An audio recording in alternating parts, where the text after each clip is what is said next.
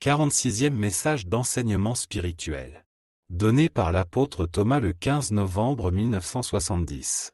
Rio de Janeiro, Brésil. Pour les hommes et les femmes qui sont sur Terre depuis 40 ans et plus, et qui vivent leur vie sans se préoccuper de la vie spirituelle, ces messages du Seigneur Jésus représentent peut-être le plus grand bien que l'on puisse trouver en cette fin de siècle et de civilisation.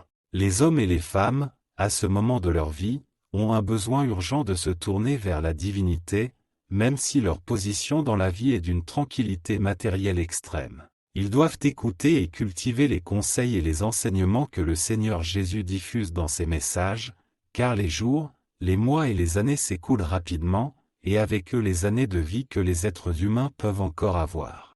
La transformation qui s'opère dans la structure de la Terre doit intéresser au plus haut point des milliers d'âmes incarnées qui ne se préoccupent pas de leur avenir spirituel, et c'est pourquoi le Seigneur Jésus est venu les réveiller, peut-être à la 11e heure. La plus ou moins grande fortune matérielle accumulée par l'homme ne contribuera pas à son bonheur lorsqu'il devra mettre fin à ses activités sur Terre et retourner dans le monde spirituel, où d'autres mérites lui seront nécessaires.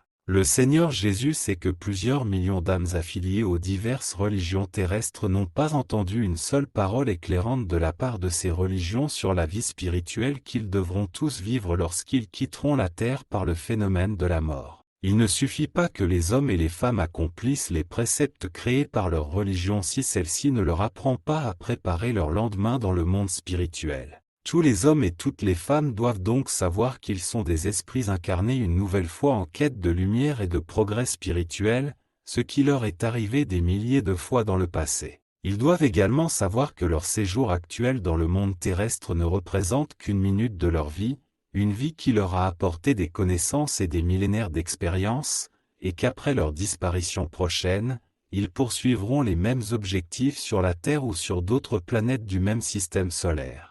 Il devrait donc être clair pour quiconque n'a pas appris les lois spirituelles que la vie terrestre, aussi éphémère soit-elle, doit être vécue davantage par l'esprit que par le corps. Le corps physique n'est rien d'autre que le véhicule construit par l'esprit pour se déplacer sur ce plan terrestre pendant un nombre d'années plus ou moins important, tandis que l'esprit acquiert de nouvelles connaissances et expériences, les transformant en nouvelles lumières pour son diadème spirituel.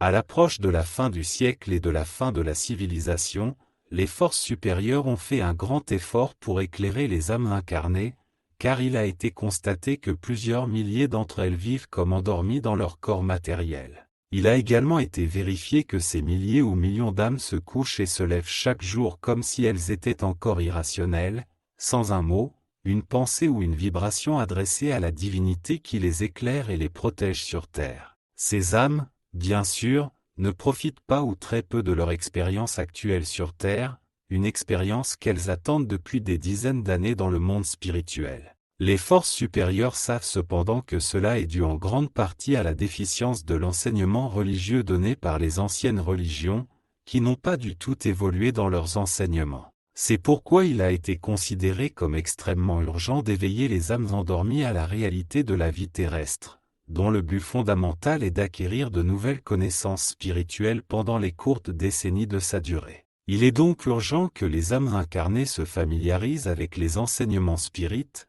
les seuls qui puissent leur donner la connaissance des lois qui régissent la vie dans tous les mondes de l'univers. Les lois spirituelles enseignent que les êtres humains sont des esprits incarnés à la recherche d'une lumière nouvelle pour leur épanouissement spirituel.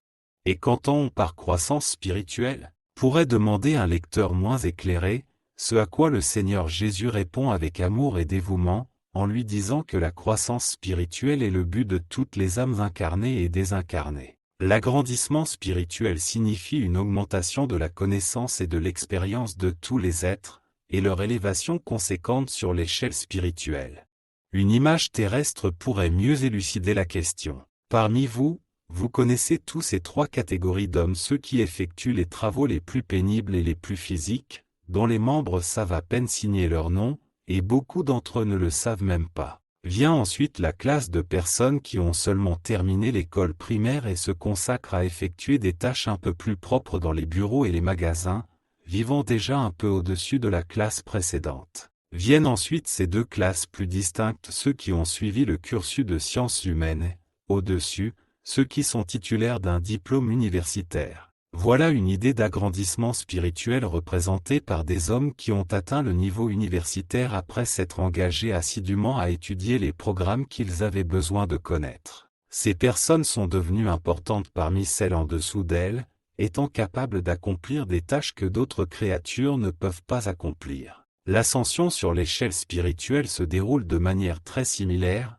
nécessitant l'engagement et la détermination de chacun pour chercher à s'élever à travers les actes et les pensées qu'il peut accomplir au cours de sa vie terrestre.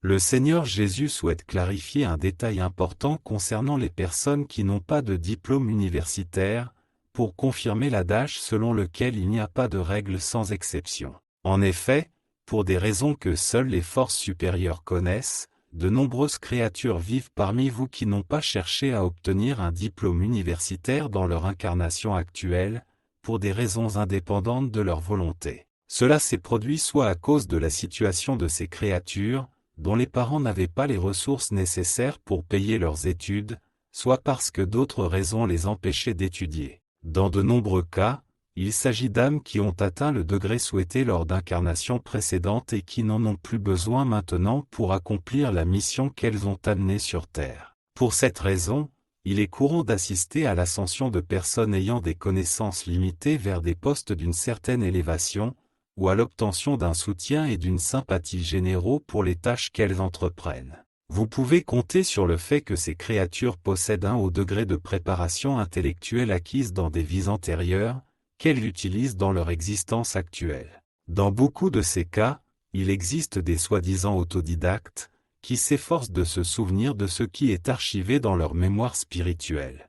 Il est alors parfaitement clair que la croissance spirituelle d'une âme est la somme des connaissances et des expériences qu'elle accumule tout au long de chacune de ses incarnations. Par conséquent, il est nécessaire que toutes les âmes incarnées s'efforcent de recueillir des expériences et des enseignements issus de leurs actions et observations quotidiennes, ainsi que des bonnes œuvres qu'elles parviennent à pratiquer. En fin de compte, lorsque vous vous agenouillerez pour élever votre prière vers la divinité, vous incorporerez dans votre héritage spirituel toutes les choses bonnes et utiles que vous avez pu faire au cours de votre journée de travail. Les lecteurs voient, à partir de ce qui reste là, comment ils peuvent accroître leur développement spirituel au quotidien, précisément l'objectif qui les a amenés sur Terre. Les bonnes actions, les bonnes pensées en faveur des autres, émises lors de la prière quotidienne des âmes incarnées, sont d'autres sources de lumière qui contribuent à leur épanouissement spirituel. La méditation au coucher peut fournir de nouveaux développements à ces paroles du Seigneur, car l'échelle des actes et des procédures capables d'aider à la croissance spirituelle des âmes incarnées est presque infinie. Le Seigneur Jésus dit à tous ses lecteurs et amis qu'il sera disponible pour quiconque l'appellera pour apporter des éclaircissements supplémentaires sur ce sujet fondamental pour toutes les âmes. Par avance, je voudrais confirmer que le Seigneur Jésus sera présent lorsque chacun des lecteurs de ces messages arrivera en haut pour les embrasser et les féliciter pour ce qu'ils ont fait sur terre pour l'amélioration de leur luminosité. Le Seigneur Jésus dit plus désormais, des milliers de récompenses spirituelles sont créées en haut pour être données en temps voulu aux lecteurs capables d'assimiler et de mettre en pratique ce que le Seigneur leur a dit à travers ces messages de son nouvel ordre. Le nouvel ordre, ajoute le Seigneur, est une nouvelle façon de comprendre la vie terrestre et la manière correcte que doivent vivre toutes les âmes incarnées avec des pensées quotidiennes centrées sur la divinité. Le nouvel ordre est une manière de comprendre la vie terrestre et d'être connecté à la divinité. L'agrandissement spirituel est le but de toutes les âmes. À votre disposition partout où vous m'appelez.